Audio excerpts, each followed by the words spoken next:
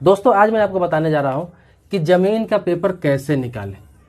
मतलब कोई भी प्रॉपर्टी का या जमीन का पेपर आपके पास नहीं है, चाहे किसी भी परिस्थिति में नहीं है, जैसे जल गया है, खो गया है, चोरी हो गया है, चाचा भाई पटेदार रिश्तेदार रखे हुआ है लेकिन दे नहीं रहा है, या फिर कोई पेपर है ही नहीं, मतलब कहीं गुम हो गया है बहुत पहले से, या फिर दादा परदादा के पास भी नहीं है, तो उस जमीन का प्रॉपर्टी का पेपर निकाले कैसे। आपको पता है कि मेरे नाम से ज़मीन है, मेरे पिताजी के नाम से ज़मीन है, मेरे दादा के नाम से ज़मीन है, या फिर मेरे परदादा के नाम से ज़मीन है, किसी के नाम से ज़मीन है, प्रॉपर्टी है, लेकिन उसका पेपर आपके पास है नहीं। पटीदार रख लिया है, रिश्तेदार रख लिया है, भाई नहीं दे रहा है, या फिर चोरी हो गया है, गुम हो गया है, आपदा में बह गया है, नष्ट हो गया है, खो गया है, किसी भी प्रकार से कुछ भी मामला रहा हो, इससे मतलब नहीं है, लेकिन आपको पेपर तो चाहिए। कभी ज़रूरत पड़ जाता है, आपको पता है कि वो ज़मीन मेरी है लेकिन पेपर आपके पास नहीं है, तो पेपर आप निकालेंगे कैसे। या फिर आपके पास उसका नंबर भी नहीं है, फिर भी कैसे निकालेंगे। खाता नंबर भी नहीं है, खसरा नंबर भी नहीं है, कुछ भी नहीं है, लेकिन पता है कि ज़मीन मेरी है और पेपर नहीं है, तो पेपर निकालेंगे कैसे। सारा जानकारी बहुत ही कम समय में विस्तार से दूंगा। हालांकि इस पर मैं एक वीडियो बना चुका हूं इससे पहले, लेकिन बहुत लोगों का क्वेश्चन आया है, बहुत लोगों का सवाल आया है कि थोड़ा विस्तार से बताइए, बहुत ही आसान भाषा में बताइए, ताकि हम लोगों को समझ में आए और आसानी से कोई भी बंदा निकाल सके। तो मैं ये दोबारा वीडियो रिपीट बना रहा हूँ। काफ़ी दिन पहले मैं बना चुका हूँ इस पर, लेकिन दोबारा बना रहा हूँ। अब हर लोगों को समझ में आएगा ये बात, इतनी आसानी से बताऊंगा, इतनी आसान भाषा में बताऊंगा। इसके लिए आपको करना क्या पड़ेगा कि पूरा वीडियो देखना है आपको। आपसे रिक्वेस्ट है वीडियो पूरा देखें, वरना आपको फिर समझ में नहीं आएगा, आप फिर सवाल पूछेंगे। आप पूरा वीडियो देखिए, और वीडियो को पूरा देखने से पहले लाइक जरूर कर दीजिए। वीडियो के नीचे आपको लाइक बटन दिख रहा होगा, आपसे रिक्वेस्ट है कि उसको लाइक जरूर कर दीजिए। इससे आपका कुछ जाएगा नहीं, लेकिन मेरा हौसला बढ़ेगा।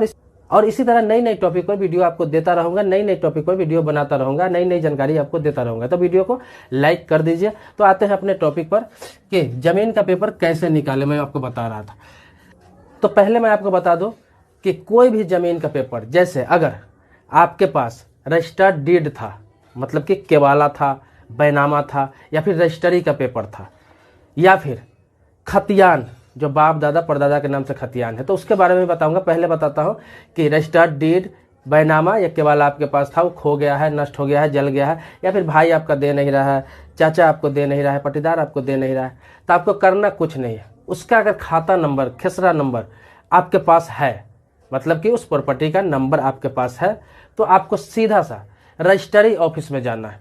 आपके जिला में एक रजिस्ट्री ऑफिस होगा। रजिस्ट्री ऑफिस जानते होंगे।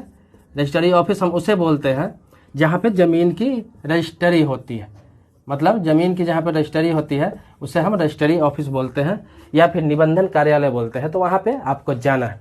वहाँ पे जाएंगे आप, खाता नंबर, खेसरा नंबर आप उपलब्ध कराएंगे। वहाँ पे कुछ शुल्क लगेगा, छोटा सा शुल्क लगता है, कम से कम शुल्क लगता है, मतलब कि वही 500 से 700 रुपये आपको लगेगा। कहीं कहीं थोड़ा 19-20 हो सकता है, कहीं 1000 भी हो सकता है, कहीं 400 भी हो सकता है, कहीं 700 भी हो सकता है, 800 भी हो सकता है, लेकिन लगभग इसी के आसपास आपको खर्च लगेगा।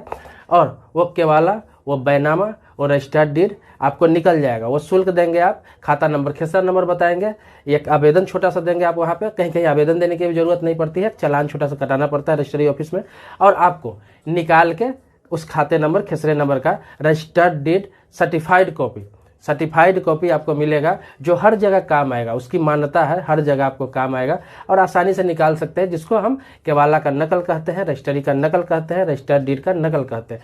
तो वो आपके पास हो जाएगा और उसी से सारा काम आपको हो जाएगा, एक प्रूफ हो जाएगा, कोई भी काम उसके द्वारा करा सकते हैं। आगे मैं आपको बताने जा रहा हूँ कि जिसको खतियान निकालना है, जिसको खतियान निकालना है, जैसे पूर्वजों का है, दादा का, परदादा का, किसी के नाम से प्रॉपर्टी है, लेकिन उसका नंबर भी मालूम नहीं है, मतलब कि जमीन का नंबर नहीं मालूम है, खाता नंबर, खसरा नंबर कुछ भी मालूम नहीं है, लेकिन हमें निकालना है, पता है कि मेरा जमीन है। या फिर आपके पास केवाला ही है, जो मैंने आपको बताया निकालने के लिए, उसमें भी अगर नंबर नहीं मालूम है, तो ये भी बताने जा रहा हूँ पहले नंबर कैसे निकालेंगे। वो नंबर निकालने का तरीका बता दे रहा हूँ। जब खाता नंबर, खसरा नंबर आपको मिल जाएगा, तब खतियान भी निकाल सकते हैं, केवाला भी निकाल सकते हैं। तो आपको करना क्या है, तो आपको खाता नंबर, खेसरा नंबर अगर नहीं है आपके पास, तो उसको निकालने के लिए आपको क्या करना है कि आपके इलाके में जो अमीन है, अमीन जानते होगा, जो जमीन का मापी करता है, अमीन जिसे बोलते हैं, जमीन का वो मापी करता है, या फिर अलग अलग कुछ कुछ बोला जाता होगा, बहुत सारे जगह पर उसे लेखापाल भी बोलते हैं। तो वो लेखापाल होता है, ये लेखापाल जो मैं लिख रहा हूँ, ये लेखापाल होते हैं, या फिर अमीन होते हैं। तो लेखापाल हो या अमीन हो, जो जमीन का मापी करता है आपके इलाके में, उससे संपर्क करना है आपको।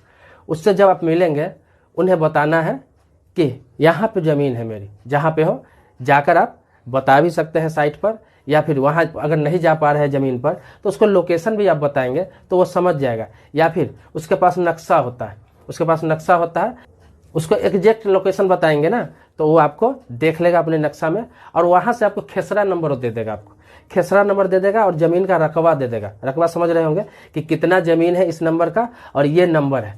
वो खेसरा नंबर जब आपको मिल जाएगा ना तो खेसरा नंबर से ही खाता नंबर आपको आसानी से मिल जाएगा।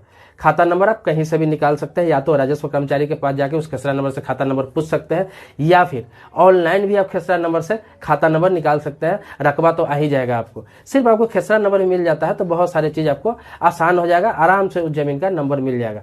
तो वो खाता नंबर खेसरा नंबर आप लेकर जाएंगे रजिस्ट्री ऑफिस में, तो वहाँ से आप केवाला बैनामा रजिस्टर्ड डीड निकाल सकते हैं। या फिर खाता नंबर खेसरा नंबर जब आपको मिल गया तो फिर आपको खतियान भी निकालना आसान हो जाएगा। खतियान का मतलब जरूरी नहीं कि सर्वे से पहले वाला, फिर जो आज़ादी से पहले भी सर्वे हुआ है उसका भी निकालना चाहेंगे आप, नया खाता खेसरा नंबर से पुराना खाता खेसरा नंबर निकल जाएगा। तो कभी भी का खतियान आप निकालना चाहेंगे, जब का चाहे तो आराम से आपको खतियान निकाल सकते हैं। वो भी आपको रजिस्ट्री ऑफिस में ही काउंटर होता है जहाँ से पुराना खतियान निकाला जाता है। तो वहाँ पे अप्लाई करेंगे आप, या फिर वहाँ पे जाएंगे, खाता नंबर खेसरा नंबर उसको देंगे, वहाँ पर भी छोटा सा चार्ज लगता है, कुछ शुल्क लगता है, वहाँ भी आप रसीद कटाएंगे, जिसको चिरकुट बोलते हैं, चालान बोलते हैं, सब जगह अलग अलग बोलते हैं। तो आप कटाएंगे वहाँ पे, 2-3 दिन का आपको समय मिलेगा और आपको सर्टिफाइड करके मतलब समझ रहे हैं कि सिग्नेचर मुहर के साथ में आपको दिया जाएगा, जो लगेगा कि ओरिजिनल कॉपी है। इस तरह से आपको दे दिया जाएगा। वो आपको हर जगह काम आएगा। हर जगह का मतलब समझ रहे हैं आप, हर जगह का मतलब आप सोचेंगे कहाँ काम आएगा। तो जैसे कि कोई ज़मीन है, कोई कब्जा किए हुए है आपको 10 साल से 5 साल से, और आपको उस ज़मीन का पेपर नहीं है, लेकिन उस पेपर को आप निकाल लेते हैं तो सर्टिफाइड कॉपी मिलता है। तो सर्टिफाइड कॉपी से आप केस फाइल भी कर सकते हैं। कोर्ट में जो केस फाइल करेंगे तो आपको सर्टिफाइड कॉपी वहाँ से खोजा जाएगा। वहाँ बोलेगा कि आपको सर्टिफाइड कॉपी पहले निकालना होगा, क्योंकि जो नकल होता है वो खतियान का या फिर ओरिजिनल डीड जो होता है, रजिस्ट्री का होता है, केवाला का होता है, उसका वो नकल होता है। तो उससे आप केस फाइल कर सकते हैं और उसके लिए लड़ सकते हैं। ऐसे नहीं, अब बहुत लोग ये भी सवाल किए, बहुत लोगों का सवाल है कि क्या ऑनलाइन निकाल सकते हैं, या फिर ऑनलाइन भी निकलता है ये चीज़, खाता नंबर खेसरा नंबर से ऑनलाइन निकल जाएगा, या फिर खाली खेसरा नंबर से भी निकल जाएगा। अमीन साहब खेसरा नंबर ले लेंगे तो खेसरा नंबर से भी निकल जाएगा। लेकिन ऑनलाइन की बता रहा हूँ कि ऑनलाइन जो कॉपी मिलेगा वो सिर्फ देखने के लिए होता है। वो सिर्फ आपको दिखाएगा कि फलाने जगह पे आपका इतना ज़मीन है और ये इस नाम से है, जिसके नाम से वो खतियान रहेगा वो बता देगा, मतलब जिसके नाम से सर्वे हुआ रहेगा वो निकल जाएगा खतियान। लेकिन आप चाहेंगे कि उस पेपर से हम फाइट करें, किसी पर केस कर दे या फिर कहीं कंप्लेन करे, तो उसका वैल्यू नहीं है। ऑनलाइन पेपर का कंप्लेन में वैल्यू नहीं है, केस करने के लिए वैल्यू नहीं है। उसके लिए आपको सर्टिफाइड कॉपी निकालना पड़ेगा। वो सिर्फ संतुष्टि के लिए होता है, एक जानकारी के लिए होता है, नॉलेज के लिए होता है, सिर्फ देखने के लिए होता है। ऑनलाइन कोई भी चीज़ देखने के लिए होता है, लेकिन उस पेपर को जब तक सर्टिफाइड नहीं कराएंगे, रजिस्ट्री ऑफिस से सिग्नेचर मुहर करके आपको नहीं मिलेगा, तब तक ओरिजिनल नहीं माना जाता है, उसे सर्टिफाइड नहीं माना जाता है, उसका वैल्यू नहीं होता है। तो मैंने बिल्कुल ही आसान शब्दों में आपको ये बता दिया कि कोई भी मतलब जो पेपर है आपका ज़मीन का, किसी भी प्रकार का पेपर रहा हो, जल गया है, खो गया है, चोरी हो गया है, चाचा भाई पट्टीदार रिश्तेदार नहीं दे रहा है या पेपर नहीं है, तो आप उसे आसानी से निकाल सकते हैं। क्योंकि आप देखते होंगे बहुत सारे ऐसे मामले हैं जिसमें भाई के पास पेपर होता है, चाचा के पास पेपर होता है, पट्टीदार के पास पेपर होता है, लेकिन वो देते नहीं है, वो पेपर देते नहीं है। इस वजह से आपका बंटवारा भी अटका हुआ रहता है, बंटवारा नहीं हो पाता है प्रॉपर्टी का, या फिर किसी और के कब्जे में रहता है, आप फाइट नहीं कर पाते हैं। तो उसके लिए पेपर की आवश्यकता होती है। तो इसके लिए आपको ये जैसे जैसे मैंने आपको बताया, जिस तरीके से मैंने आपको बताया, उस तरीके से आप आसानी से निकाल सकते हैं, बिल्कुल ही आसानी से निकाल सकते हैं। और कोई सवाल प्रश्न मन में होगा तो आप जरूर कमेंट बॉक्स में लिखें। अगर सवाल छोटा होगा तो मैं कमेंट बॉक्स में ही जवाब देने का प्रयास करूंगा, लेकिन कोई बड़ा सवाल होगा, बड़ा मामला होगा, गंभीर मामला होगा, तो उस टॉपिक पर इसी तरीके से वीडियो जरूर बनाऊंगा। और आपसे एक और रिक्वेस्ट है कि आप सवाल जब करेंगे कमेंट बॉक्स में तो अपने स्टेट का नाम जरूर लिखें। 2 चीज़ आप जरूर लिखें, अपना नाम और स्टेट का नाम। इससे क्या होता है कि मुझे जवाब देने में आसानी होती है। बहुत सारे लोगों को मैं जवाब नहीं दे पाता हूं तो लोग बोलते हैं कि जवाब आप नहीं दे पा रहे हैं कमेंट बॉक्स में, कुछ तो बोलिए। लेकिन यहाँ वजह यही होती है कि आप स्टेट का नाम या फिर अपना नाम नहीं लिखते। ज़्यादा कुछ लिखने की जरूरत नहीं, लेकिन स्टेट का नाम, अपना नाम जरूर लिखें। इससे होता क्या है कि हर स्टेट का कभी कभी राज्य का कानून अलग होता है, राज्य विधि अलग होता है, तो उसके बारे में भी जानकारी मैं आपको दूंगा। लेकिन ये 2 चीज़ आप जरूर लिखें। अगर मेरे चैनल को अभी तक सब्सक्राइब आपने नहीं किया है तो सब्सक्राइब कर ले। अगर आपने सब्सक्राइब कर रखा है तो इसके लिए धन्यवाद देता हूँ। सामने आपको लाल दिख रहा होगा सब्सक्राइब, अगर आपने सब्सक्राइब नहीं किया होगा तो लाल में सब्सक्राइब दिख रहा होगा, तो उसे दबा के सब्सक्राइब कर ले।